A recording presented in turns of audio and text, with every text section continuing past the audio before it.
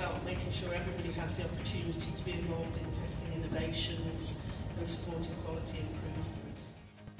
There are people that have got knowledge that we want to share, we want to encourage you to share. The power of conversations cannot be given enough credibility. It is how we learn, but it's how we really engage hearts and minds.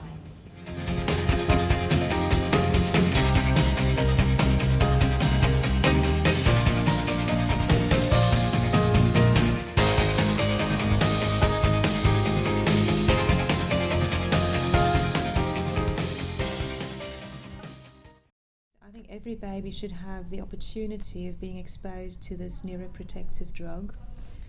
Once people understand why they need to give magnesium and the massive impact it will have, so for every 42 mothers we treat, we can prevent one case of cerebral palsy below 30 weeks gestation.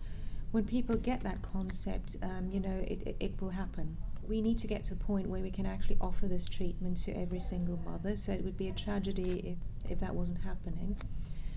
And of course, to the NHS that would be a tragedy, because this is actually a drug that's very effective, but it's also cost effective. My message to Greater Manchester is that I'm absolutely delighted to see how the concept of giving magnesium sulphate has grasped this audience today. I'm really interested to hear that the baseline data is already available, and as predicted it shows huge variability, and that means that if we can pull the units with a lower uptake up to the level of the highest units, we are going to succeed. And the key players in this are the midwives. If the first point of contact for any mother in preterm labour is the midwife, and if we can get the midwives to understand this and actually be ambassadors for magnesium sulphate and PReCePT, I really believe we will manage to get our uptake to match that of antenatal steroids within 2 years. My name is Kirsten Mitchell, and I'm here today to talk about my 3 very different experiences of being a mum. My first 2 experiences of being a mum obviously were pretty standard, no major problems. My 3rd baby was born in 2014. He was born very premature at 24 weeks and spent almost 5 months in neonatal care.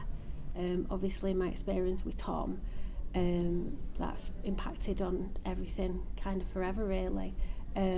Subsequently from being in neonatal care and feeling quite isolated, particularly when I got home, I set up Spoons, which is a charity which supports other families in neonatal care.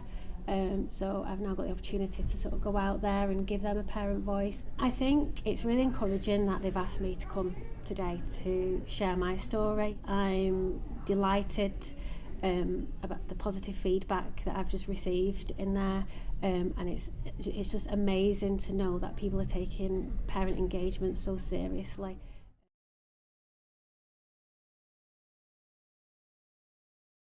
My key messages with a neonatal focus is that neonates are often the most vulnerable, sickest patients in the whole of a hospital and trust.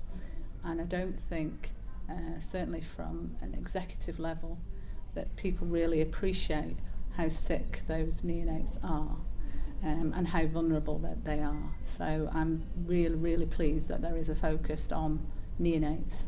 I'm really pleased that there is 5 interventions through the Safety Collaborative, with 2 of them with an emphasis on neonatal outcomes.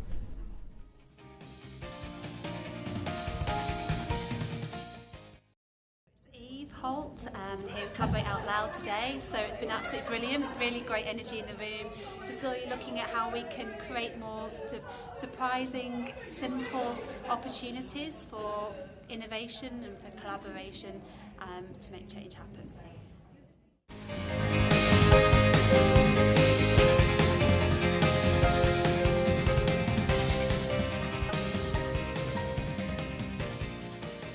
My name's Sandra Smith and I work for NHS England on the Maternity Transformation Programme as the Early Adopter Programme Lead.